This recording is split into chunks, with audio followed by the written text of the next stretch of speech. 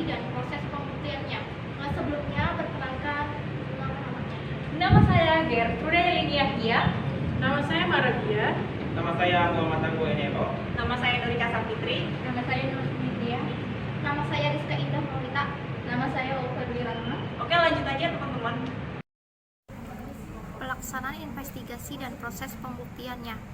Di sini proses investigasi ada dua. Yang pertama ada pengungkapan dengan menggunakan peristiwa atau kejadian, dan yang kedua ada menggunakan bukti dengan menjelaskan kejadian untuk mencapai keadilan. Jadi slide selanjutnya membahas tentang wawancara kognitif.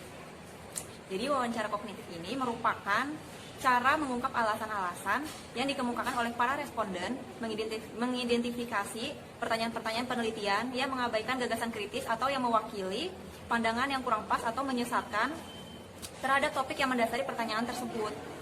Nah, lalu ada aturan penggunaan wawancara kognitif, teman-teman. Jadi wawancara kognitif ini digunakan untuk memperoleh informasi dari korban dan saksi sebagai lawan untuk mendapatkan pengakuan dari tersangka. Fokus utama adalah membuat saksi dan korban dari satu situasi menyadari semua peristiwa yang terjadi. Lalu berikutnya ada hal yang membuat pewawancara menjadi efektif. Jadi berdasarkan apa yang diketahui tentang prinsip kekhususan penyandian, pewawancara harus mendorong saksi untuk meninjau kembali keadaan pikirannya pada saat peristiwa.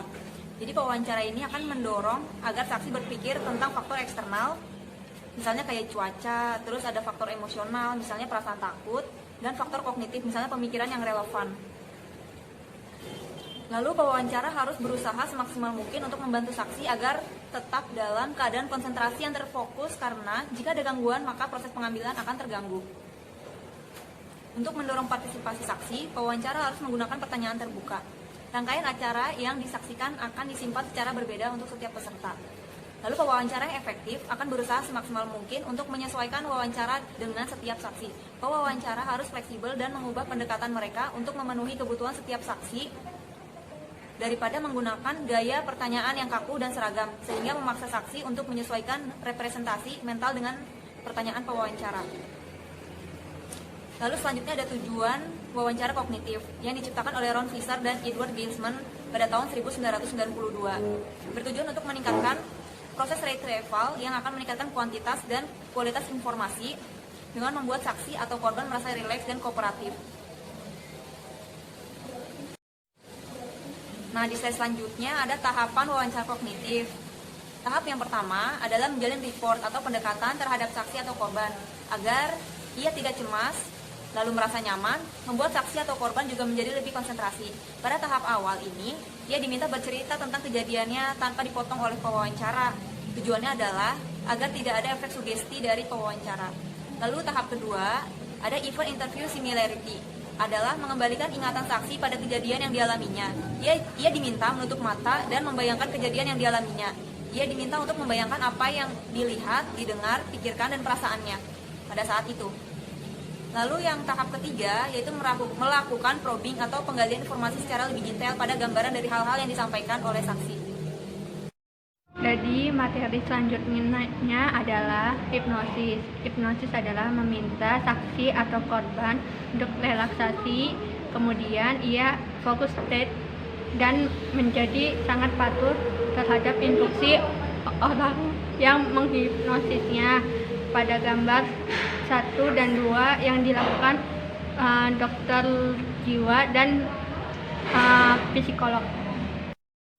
Baik, selanjutnya di sini ada proses hipnosis. Yang pertama, klien atau subjek harus bersedia dan tidak boleh menolak untuk hipnosis. Yang kedua, menggunakan bahasa yang dimengerti. Yang ketiga, penghipnosis harus percaya diri untuk melakukan hipnosis tersebut.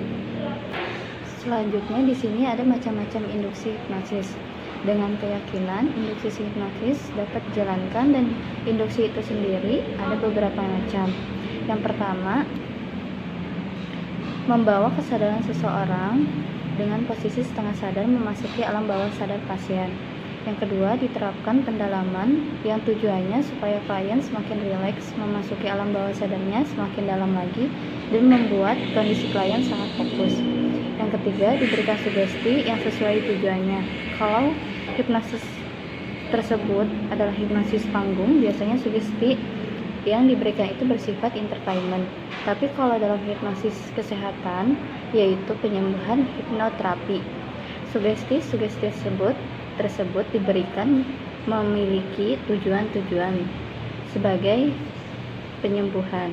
Yang terakhir adalah langkah terakhir ada mengakhiri hipnosis dan membawa klien ke posisi sadar dengan sugesti-sugesti tertentu. Baik, saya lanjut, yaitu proses pembuktian dalam investigasi.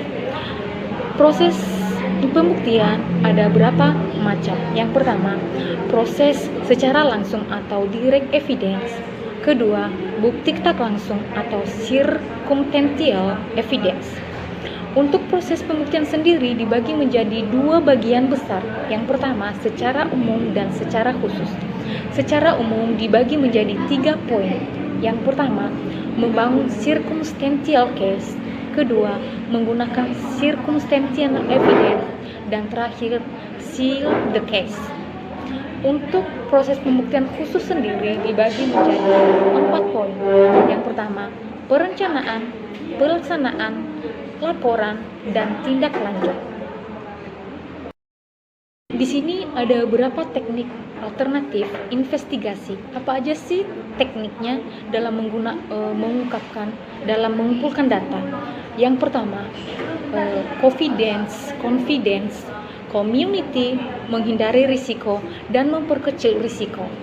Keempat, mewaspadai informasi yang menyesatkan. Kelima, harus optimis dan berpikir positif. Yang kelima, tidak emosional dan tidak terburu nafsu. Keenam, pandai mengelola strategi investigasi. Ketujuh, mencermati dan merekam jejak pelaku. Dan terakhir adalah penggunaan alat bantu investigasi sesuai kebutuhan. Nah, selanjutnya itu ada teknik poligraf. Jadi teknik poligraf itu adalah alat untuk mendeteksi kebohongan. Nah, biasanya itu alat di sini tuh biasa dipakai di pengadilan untuk mendeteksi terdakwa apakah terdakwa itu bersalah atau tidak. Lalu cara kerjanya itu bagaimana sih dari alat teknik poligraf tersebut? Nah, pertama-tama tuh kabel-kabel dari alat ini akan dipasang di tubuh seseorang, lalu mencatat dan merekam respon secara psikologis. Nah, ketika seseorang menjawab pertanyaan, maka alat ini tuh akan mendeteksi dan merekam tubuh secara simultan. Baik, kesimpulan materi kita pada hari ini adalah investigasi adalah suatu pengumpulan suatu bukti dari suatu kasus atau permasalahan dengan dua cara. Yang pertama itu pengungkapan dengan menggunakan suatu peristiwa atau suatu kejadian tertentu. Yang kedua itu menggunakan suatu bukti dengan menjelaskan kejadian untuk mendapatkan suatu keadilan melalui dua cara. Yang pertama itu ada wawancara kognitif dan yang kedua itu ada yang namanya teknik poligraf. Cukup sekian materi kita pada hari ini, kurang lebihnya kami mohon maaf. Wassalamualaikum warahmatullahi wabarakatuh.